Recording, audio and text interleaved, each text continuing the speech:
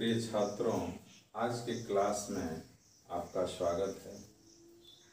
आज हम लोग 12वीं कक्षा के बहुत महत्वपूर्ण टॉपिक पर चर्चा करेंगे और हमें उम्मीद है कि आप इसको समझ पाएंगे।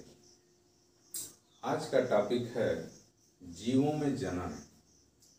आज हम लोग चर्चा करेंगे जीवों में जनन क्या होता है। जीवों में जनन आज का टॉपिक है, जीवों में जनन, रिप्रोडक्शन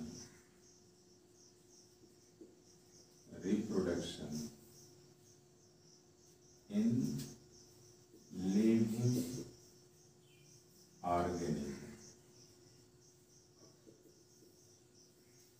ठीक है, जीवों में जनन, रिप्रोडक्शन इन लिविंग ऑर्गेनिज्म। बच्चों, पृथ्वी पर जितने भी जीव आते हैं, पृथ्वी पर जितने भी जीवधारी हैं, चाहे वो पौधा हो चाहे जंतु हो, प्रत्येक जीव की एक निश्चित समय में मृत्यु होती है। यानी एक निश्चित समय में उसकी मृत्यु होती है और कोई भी जीव जो है पृथ्वी पर वो अमर नहीं होता है, वो नश्वर होता है। तो एक निश्चित समय में उसकी मृत्यु होती है, अर्थात प्रत्येक जीव का, प्रत्येक पौधे का, प्रत्येक लिविंग ऑर्गेनिज्म का एक जीवन अवधि या जीवन काल होता है। क्या कहते हैं उसको? जीवन अवधि। ठीक है, जीवन अवधि, लाइफ स्पान। क्या कहा हमने? जीवन अवधि, लाइफ स्पान या जीवन काल। ठीक है, तो प्रत्येक जीव, अब जीवन अवधि क्या होती है, कैसे जीवन अवधि को हम डिफाइन करेंगे या जीवन काल को कैसे हम डिफाइन करेंगे? ये जीवन काल, ठीक है, जीवन अवधि या जीवन काल को कैसे हम परिभाषित करेंगे? कोई भी जीव जन्म से लेकर के, कोई भी जीव जन्म से लेकर के और उसके प्राकृतिक मृत्यु के बीच का जो समय होता है या काल होता है, उसे हम जीवन अवधि कहते हैं। कोई भी जीव, चाहे वो पौधा हो या फिर जंतु हो, उसके जन्म से लेकर के और उसके प्राकृतिक मृत्यु तक के बीच का जो समय होता है, जो काल होता है, उसे हम जीवन अवधि कहते हैं। तो हम लिख सकते हैं किसी जीव के जन्म से लेकर उसके प्राकृतिक यानी नेचुरल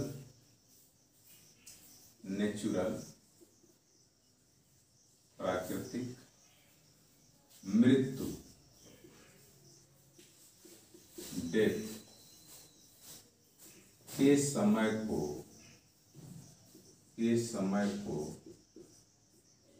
जीवन अवधि या जीवन काल कहते हैं। जीवन काल कहते हैं, ठीक है ना? जीवन काल कहते हैं, यानी जीवन अवधि यानी लाइफ स्पान। ठीक है ना, लाइफ स्पान कहते हैं। तो क्या कहा हमने ये कहा कि किसी भी जंतु के जन्म से लेकर उसके मृत्यु तक, यानी उसके प्राकृतिक मृत्यु, नेचुरल डेथ की बात कर रहे हैं। नेचुरल डेथ के समय को ही हम जीवन अवधि कहते हैं। ये बताया गया है कि जीवन अवधि अलग अलग जंतुओं में, पौधों में अलग अलग होता है। ठीक है ना, यानी ऐसा नहीं है कि हर जंतु में, हर पौधे के अंदर जो है उनका जीवन काल जो है वो एक समान है। दूसरी बात कर रहा है कि ये बताया गया है कि जीवन अवधि पर पौधे के या जंतु के, इंडिविजुअल्स के साइज का कोई प्रभाव नहीं पड़ता है। यानी साइज यानी आमाप का ठीक है। आमाप का यानी साइज का, पौधे की साइज क्या है, जंतु की साइज क्या है, उसका कोई प्रभाव नहीं पड़ता है, ठीक है। दूसरी चीज यहाँ पे एक चार्ट में हमने आपको इधर जीवन अवधि के बारे में बताया है, उसका एक चार्ट दिया है कि भाई लाइफ स्पान क्या होता है। प्रत्येक जीव में अलग अलग लाइफ स्पान यहाँ पे दिखाया गया है। और ये आप देख रहे हैं कि एलिफेंट, हाथी का जो जीवन काल होता है 65 से 90 वर्ष होता है। रोज का जीवन काल 5 से 7 वर्ष होता है। डॉग का 20 से 30 ईयर्स होता है। बटरफ्लाई 1 वीक से लेकर के 2 वीक का होता है। क्रो, कौवे का जीवन काल जो है 15 वर्ष होता है, ठीक है। पैरट 140 वर्ष जीवित रहता है। क्रोकोडाइल 60 वर्ष है। हॉर्स 62 वर्ष होता है। और फ्रूट फ्लाई जो है बहुत कम इसका जीवन काल होता है, लाइफ स्पान होता है, और ये 20 से 30 दिन तक होती है। राइस प्लांट, जो राइस प्लांट होता है उसका जीवन काल 3 से 4 मंथ होता है। टार्टवाइस है 100 से 150 वर्ष होता है। और बनाना यानी बरगद का जो वृक्ष होता है उसका 200 से 300 वर्ष होता है। तो हम कह सकते हैं कि जीवन काल जो होता है, लाइफ स्पान अलग अलग जंतुओं का अलग अलग होता है, और उसके 2 जंतुओं 2 पौधों के साइज या आमाप का जो है वो जीवन काल या जीवन अवधि पर कोई प्रभाव नहीं पड़ता है। फॉर एग्जाम्पल के तौर पे आप देखेंगे, जैसे हम कह सकते हैं पौधों में ले लीजिए, पौधों के अंदर जो है आम आता है। आम का आपने लिखा है यहाँ पे जीवन काल जो है 15 वर्ष होता है, जीवन अवधि 15 वर्ष होता है। वहीं बरगद का जो जीवन काल होता है वो आपने लिखा है, बरगद का जो जीवन काल होता है, सॉरी ये आपका आम का जो है ये 15 वर्ष नहीं है, ये आपका 150 वर्ष होता है, ठीक है, 150 वर्ष, ठीक है। तो आम का जो जीवन काल होता है वो 150 वर्ष है, लेकिन जो बरगद होता है उस बरगद का जीवन काल जो होता है वो आपका 200 से 300, ठीक है ना, 200 से 300 वर्ष होता है। इसके बाद आम, बरगद के बाद जंतु को भी हम एग्जाम्पल के रूप में लेंगे। तो आम का जो पौधा होता है और बरगद का जो पौधा होता है, इनकी जो साइज होती है वो एक तरह से सिमिलर होती है, समान होती है, बहुत साइज में डिफरेंस नहीं होता है। लेकिन देखिए इनकी जीवन काल, लाइफ स्पान में अंतर होता है, ठीक है। इसी तरह से हम जंतु के बारे में अगर देखेंगे तो क्रो, कौवे का जो जीवन काल होता है, कौवा का जीवन काल आपने लिखा है इधर, ये 15 वर्ष होता है, ठीक है। कितना होता है? 15 वर्ष। और फिर यहीं पे अगर तोते का ले लेते हैं, तोता, पैरट्स, तो पैरट्स का होता है 140 वर्ष, ठीक है। दोनों की साइज आप देखिए, साइज के आधार पे अगर हम कह दें साइज जो है एक दूसरे के सिमिलर होता है, ये सिमिलर होता है, लेकिन अब जीवन काल, जीवन अवधि में कितना अंतर होता है ये आपके सामने है, ठीक है। तो इस तरह से जीवन अवधि के ऊपर हम जंतु को ले लें या पौधे को ले लें, उसकी साइज का कोई प्रभाव नहीं पड़ता है कि साइज मतलब एक समान साइज है, लेकिन वो जीवन काल के रूप में एक दूसरे से काफी डिफरेंस होते हैं, अंतर होता है। दूसरी बात कर रहा है कि जीवों में जनन जो है एक जैविक प्रक्रिया होती है। पौधा हो या जंतु हो, रिप्रोडक्शन करने के बाद जो है नए संततियों को जन्म देता है, और जो नई संतति होती है वो संतति विकास करके फिर मैच्योर होती हैं, फिर रिप्रोडक्शन करने योग्य होती हैं, और जब रिप्रोडक्शन करती हैं तो इसके बाद फिर वो अपनी संतानों को आगे बढ़ाती हैं, अपने जनरेशन को बढ़ाती हैं। तो इस तरह से पौधे या जंतु के अंदर जनन करने की एक क्षमता होती है, और अपनी जात को बनाए रखने के लिए यानी एग्जिस्टेंस के लिए, प्रत्येक जीव का एग्जिस्टेंस होता है, प्रत्येक जीव जो है पृथ्वी पर अस्तित्व बनाए रखने के लिए रिप्रोडक्शन करता है, जनन करता है। तो इस तरह से हम बात करते हैं कि रिप्रोडक्शन जो है एक पौधे का, एक जंतु का विशेष गुण या लक्षण होता है। अब आगे हम चर्चा करेंगे जीवन अवधि के बाद, ठीक है, जीवन बाद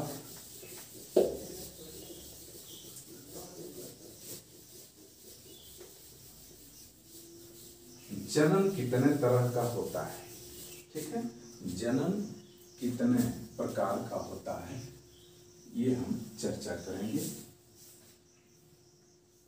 ध्यान से आप देखेंगे, जनन दो तरह का होता है।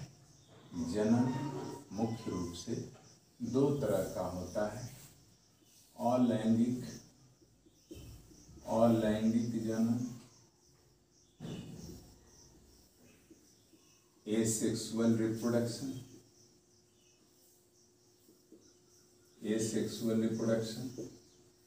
और दूसरा है लैंगिक जनन।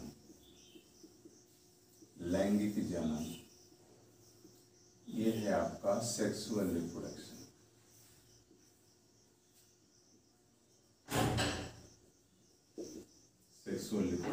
ठीक है, रिप्रोडक्शन प्रत्येक जंतु में होता है और मुख्य रूप से जो जनन होता है दो तरह का होता है, एसेक्सुअल रिप्रोडक्शन और सेक्सुअल रिप्रोडक्शन। अब एसेक्सुअल रिप्रोडक्शन अलैंगिक जनन के बारे में हम अध्ययन करेंगे। अलैंगिक जनन या एसेक्सुअल रिप्रोडक्शन क्या होता है, किन किन जंतुओं में पाया जाता है, ठीक है। एसेक्सुअल रिप्रोडक्शन का तात्पर्य यहाँ पे होगा, अलैंगिक जनन वे जंतु करते हैं, वे पौधे होते हैं जो सिंपल होते हैं, साधारण होते हैं, एक कोशिकीय होते हैं, ठीक है। एक कोशिकीय जंतुओं में, साधारण जंतुओं में, पौधों के अंदर अलैंगिक जनन की क्रिया होती है और इसमें सिर्फ एक इंडिविजुअल्स होता है, एक व्यक्ति होता है या एक इंडिविजुअल्स होता है, उसके अंदर कोशिका में और केंद्रक में विभाजन होता है और विभाजन के परिणाम स्वरूप एक से दो संततियों का निर्माण होता है। अलैंगिक जनन की क्रिया, फॉर एग्जाम्पल एसेक्सुअल रिप्रोडक्शन को समझाने के लिए यहाँ आपको एक उदाहरण से हम बता रहे हैं। ये अमीबा है, सपोज करिए अलैंगिक जनन की क्रिया इसमें होगी, तो यह तो अलैंगिक जनन की क्रिया के दौरान इसका केंद्रक, न्यूक्लियस और साइटोप्लाज्म दोनों विभाजित होगा और विभाजित होकर के इससे दो संतति बनेगी। कितने संतति बनेगी? दो। ये दो संतति बन गई, ठीक है। तो अलैंगिक जनन एक जंतु के अंदर होता है, एक पौधे के अंदर होता है। एक कोशिकीय जीवधारियों के अंदर विशेष रूप से अगर देखा जाता है तो विशेष रूप से अब क्रिया पाई जाती है एसेक्सुअल रिप्रोडक्शन, ठीक है। एसेक्सुअल रिप्रोडक्शन में एक विशेषता होती है कि वो जीवधारी जो होता है, जो एसेक्सुअल रिप्रोडक्शन करता है, वो आने वाली संतान में अपने लक्षण को ट्रांसफर करता है और वह सेम संतान होती है। जैसा वो मातृ होगा, जैसा जनक होगा, उसी तरह का वो संतति भी होगा। तो जिसने संतति को बनाया उसको जनक कहते हैं। अब ये आपका जनक हो गया, इसको जनक बोलेंगे, पेरेंट्स बोलेंगे, और जो बना वो आपका ये संतति हो गया, ठीक है। क्या हो गया? संतति। तो आप कह सकते हैं कि एसेक्सुअल रिप्रोडक्शन के तहत जो संतानें बनती हैं उनको हम क्लोन कहते हैं। क्या कहते हैं? क्लोन। क्या कहा हमने? क्लोन। यानी क्लोन का तात्पर्य होगा कि वह मातृ के समान होगा, इसके लक्षणों में, इसके डीएनए के अंदर जो है, इसके गुणसूत्र के अंदर किसी तरह का डिफरेंस नहीं होगा, सेम कंडीशन होगी, ठीक है। अब आगे हम बात करेंगे कि एसेक्सुअल रिप्रोडक्शन कितने तरह का होता है। तो एसेक्सुअल रिप्रोडक्शन को आप इस तरह से समझेंगे, एसेक्सुअल रिप्रोडक्शन कितने तरह का, मुख्य रूप से यह जो है आपके सामने जो मुख्य रूप से एसेक्सुअल रिप्रोडक्शन पौधों या जंतुओं में होता है उसको द्विविभाजन यानी इसको बोलते हैं बाइनरी फिशन। क्या बोलते हैं? बाइनरी फिशन, द्विविभाजन। इसके बाद आता है बीजाणु जनन, बीजाणु जनन, बीजाणु जनन, स्पोरुलेशन, स्पोरुलेशन या स्पोर फॉर्मेशन, स्पोर फॉर्मेशन। इसके बाद मुकुलन, मुकुलन, मुकुलन, ठीक है, बर्डिंग। मुकुलन के बाद आता है कलिका निर्माण, कलिका निर्माण, कलिका निर्माण यानी बर्ड फॉर्मेशन, बर्ड फॉर्मेशन। इसके बाद है विखंडी भवन, विखंडी भवन या इसको बोलते हैं पुनरुद्भवन। क्या बोलते हैं? पुनरुद्भवन। फ्रेगमेंटेशन,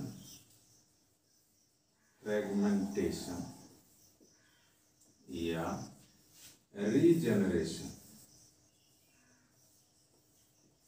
ठीक है। और लास्ट है पुटी भवन, पुटी भवन। क्या कहा हमने? पुटी भवन, इंसिस्टेशन, ठीक है। तो हमने आपको एसेक्सुअल रिप्रोडक्शन के बारे में कितने तरह का होता है और एसेक्सुअल रिप्रोडक्शन किन के अंदर होता है, एक कोशिकीय सरल जीवों में होता है, ठीक है ना। और यह इसको एकल जीव जनन भी कहते हैं। क्या कहते हैं? एकल जीव जनन भी कहते हैं। अब यहाँ पे एसेक्सुअल रिप्रोडक्शन का जो पहला प्रकार है जिसको कि हम बोलते हैं द्विविभाजन, उसके बारे में चर्चा करेंगे कि द्विविभाजन क्या होता है, ठीक है, यह किन में पाया जाता है। तो यहाँ पे आप देखेंगे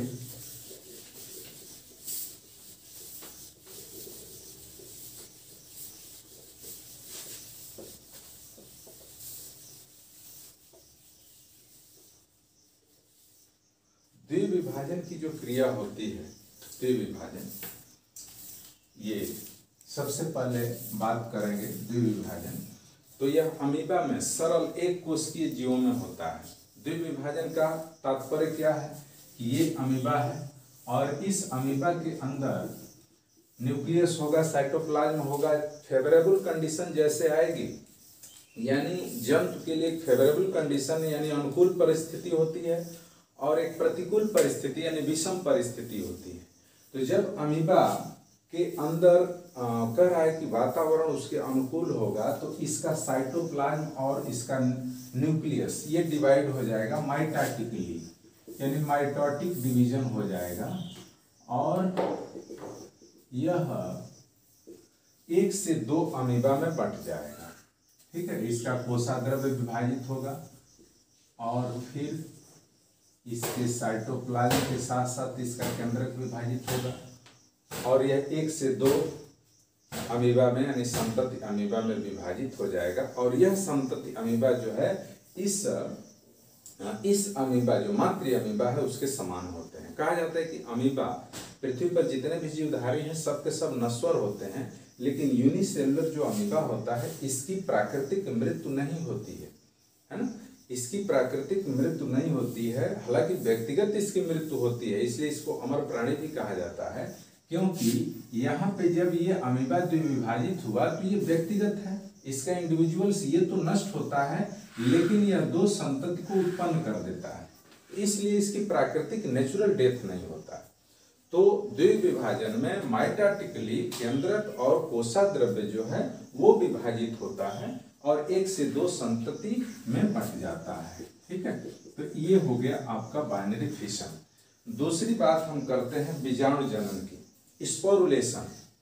स्पोरुलेशन जो है फंजाई के अंदर और एल्गी के अंदर ये स्पोरुलेशन की क्रिया होती है। बीजाणु बनते हैं और फिर इनका डिस्पर्सल होता है, फिर इनका प्रकीर्णन होता है, ठीक है। और बीजाणु बनने के बाद प्रकीर्णन होता है और वो स्पोर्स है ना, स्पोर्स जब बाहर आते हैं तो उससे एक नए पौधे का जन्म होता है। और वो पौधा जो है वो ठीक उस मातृ पौधे के समान होता है। तो स्पोर्स फॉर्मेशन होता है, बीजाणु बनते हैं और बीजाणु का डिस्पर्सल होता है, स्पोर्स बन करके डिस्पर्स हो जाते हैं और वो उससे एक नया पौधा बन जाता है। तो इस तरह से आप देखेंगे कि स्पोर फॉर्मेशन के दौरान जो है कह रहे हैं कि बनने के बाद वो डिस्पर्स होते हैं और नया पौधा बना लेते हैं। इसके बाद बात करेंगे हम मुकुलन की, बडिंग की, ठीक है ना। बर्ड फॉर्मेशन, ये ईस्ट होता है, ईस्ट को आपने देखा होगा, है ना। ये ईस्ट का एक रफली यहाँ पे फिगर हमने दिया, ईस्ट है। एक कोशिकीय पौधा होता है, एक कोशिकीय फंगी होता है और इस ईस्ट में बर्ड फॉर्मेशन होता है। होता क्या है, यहाँ से आउटग्रोथ निकलती है ना, एक तरह से, और एक आउटग्रोथ हो सकती है, दो भी हो सकती है। तो इसको हम बोलते हैं बर्ड। क्या बोलते हैं, बर्ड। ये कलिका है, ये कलिका है और इस कलिका के बनने के बाद, ठीक है, अनुकूल परिस्थिति में होता है, कलिका बनती है और ये कलिका अलग हो जाती है, बर्ड अलग हो जाता है इस ईस्ट से। और जब ये अलग होता है, दोनों अलग होकर के और एक विकसित, है ना, एक विकसित ईस्ट का निर्माण करते हैं। यानी प्रत्येक कलिका एक विकसित, प्रत्येक कलिका विकसित होकर के और ईस्ट बना लेते हैं। तो ये बडिंग होता है, ये मतलब मुकुलन की प्रक्रिया होती है जो कि ईस्ट में पाई जाती है, ठीक है। इस तरह से कलिका निर्माण। इसके बाद कलिका निर्माण की बात करते हैं, बड फॉर्मेशन, है ना। बहुत से ऐसे पौधे होते हैं जिनके पौधे की पत्तियों के अग्रस्थ भाग पर, जो अग्रस्थ भाग होता है उस पर जो है कलिका बनती है। क्या बनती है, कलिका। और वो कलिका जो है ग्रोथ करके, विकास करके एक नए पौधे का निर्माण कर लेती है। जैसे कि फ्यूनेरिया का पौधा है ना, ये फ्यूनेरिया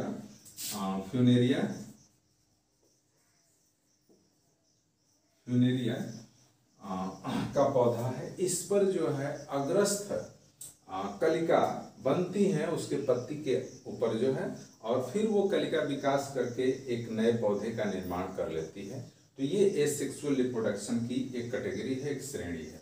इसके बाद हम बात करेंगे विखंडी भवन या पुनरुद्भवन। ये एसेक्सुअल रिप्रोडक्शन अलैंगिक जनन की एक विधि होता है। विखंडी भवन जो होता है वो पौधों में भी होता है, जंतुओं में भी होता है। जैसे स्पायरोगैरा है, यूलोथ्रिक्स है ना। इस तरह के जो पौधे होते हैं उनके अंदर विखंडी भवन की प्रक्रिया होती है। तो स्पायरोगैरा है, स्पायरोगैरा का पौधा जो है इस तरह से, है ना। सपोज करिए ये, तो इस पौधे के अंदर आप देखेंगे कि इसके खंड जो है टूट जाते हैं और टूटने के बाद फिर प्रत्येक जो खंड है वो विकास करके, विकसित होकर के और एक नया पौधा बना लेते हैं। फिर हम बात करते हैं लास्ट जो पॉइंट है, अच्छा एक चीज और है, हाइड्रा के अंदर जो है वो विखंडी भवन की क्रिया होती है। और फिर एक हाइड्रा है, अगर इसको आप दो हिस्से में बांट देते हैं, ए और बी, तो प्रत्येक हिस्सा जो है रीजनरेट होकर के एक नया हाइड्रा बना लेगा, ठीक है। इस तरह से दो हाइड्रा तैयार हो गए, बात समझ रहे हैं ना। तो ये है आपका रीजनरेशन या पुनरुत्थान। लास्ट है पुटी भवन या इंसिस्टेशन। पुटी भवन या इंसिस्टेशन की प्रक्रिया जो है वो आपका होता है अमीबा के अंदर। सपोज करिए कि ये अमीबा है और जब विषम परिस्थितियां आती हैं, बहुत प्रतिकूल परिस्थिति आती है, तो इस अमीबा के अंदर इंसिस्टेशन होता है। उसके सुडोपोडिया जो होते हैं उसके पादाप वापस आ जाते हैं और पादाप आ करके त्रिस्तरीय लेयर बनाते हैं। वह त्रिस्तरीय लेयर जो है वो कठोर लेयर होती है, उसको हम सिस्ट कहते हैं। और उस सिस्ट के फटने के बाद वहाँ से निकलते हैं आपके, जब अनुकूल परिस्थिति आती है तो फटते हैं, और सिस्ट के फटने के बाद वहाँ से अमीबा, छोटे छोटे अमीबा बाहर निकलते हैं और विकास करके एक नए अमीबा का निर्माण करते हैं। तो इस तरह से हमने आपको एसेक्सुअल रिप्रोडक्शन के बारे में डिटेल बताया। आप इसको ध्यान से समझेंगे और इसका नोट्स भी आप तैयार करेंगे, मेंटेन करेंगे। तो आज बस इतना ही।